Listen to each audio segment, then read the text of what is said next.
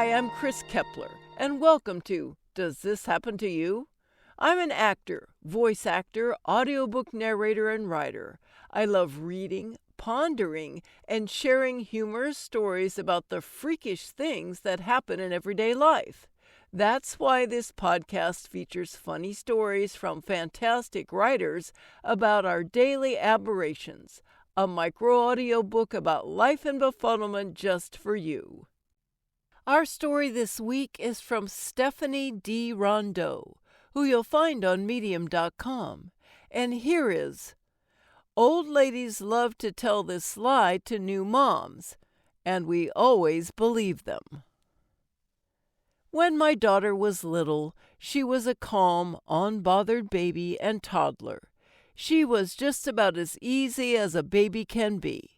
Sure, she spit up a lot, but she wasn't a screamer. She slept relatively well, and she was generally easy to haul along to just about everywhere we wanted to go as new parents. In short, she was a brewery baby. If you can't tell already, she was our first. And I can't tell you how many older women in those first few years would look at her and remark, "Oh, isn't she lovely? You know why she's such a good baby, don't you?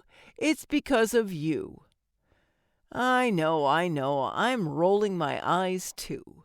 Been in my sleep-deprived state of new motherhood. I believed them.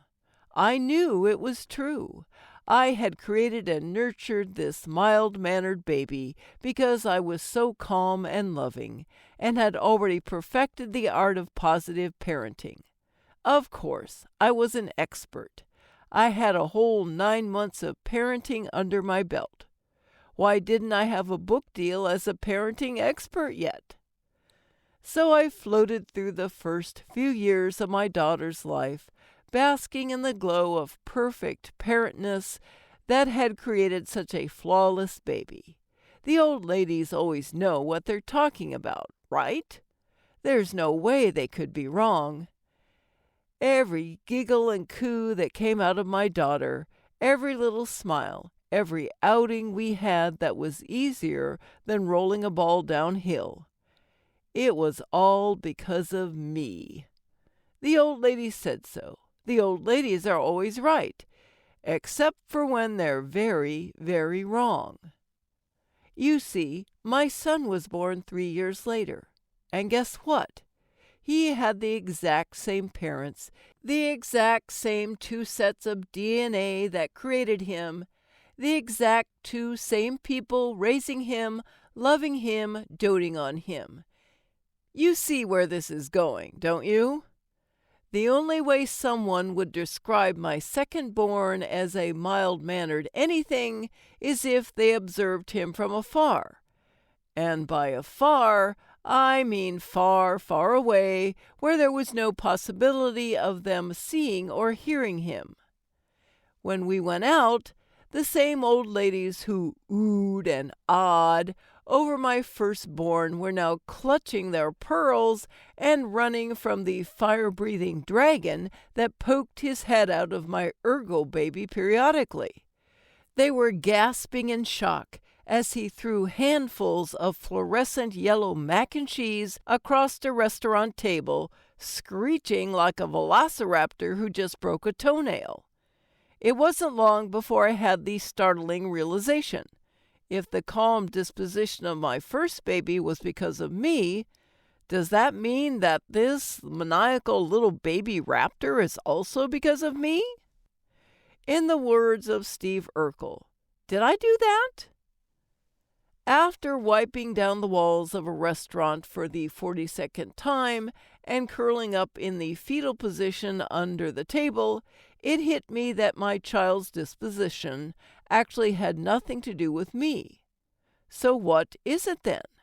Is it a girl thing, a first child thing, or, my personal opinion, a Libra thing? Is it completely luck of the draw, the phase of the moon, or the law of the universe in which you must have an easy first baby so that you'll procreate again? It's probably all of the above. Note that none of those have anything to do with me at all. Both of my children are amazing, incredible humans, and both are wildly different in every possible way. Neither is good or bad, mostly because all children are at least a little bit possessed at least 73% of the time. And that's just a fact. But it has nothing to do with me, old ladies, nothing at all. But maybe letting new moms believe this is all part of the bigger plan. Maybe it's the universe giving you the most confidence as a mom. Essentially the universe being your biggest cheerleader and an infomercial host all in one. Look, you did this! You and only you can do it again! One more time for the very low price of your sanity. You can create one more. For the record, you can't. Every parent of more than one child knows it's the second law of the universe. If one is easy, the other is a maniacal little dragon baby. And if you have 3? Well, I didn't dare find out. Someone else experiment with this and let me know. Thanks so much for listening. If you enjoyed this story, let me know and share it with your friends.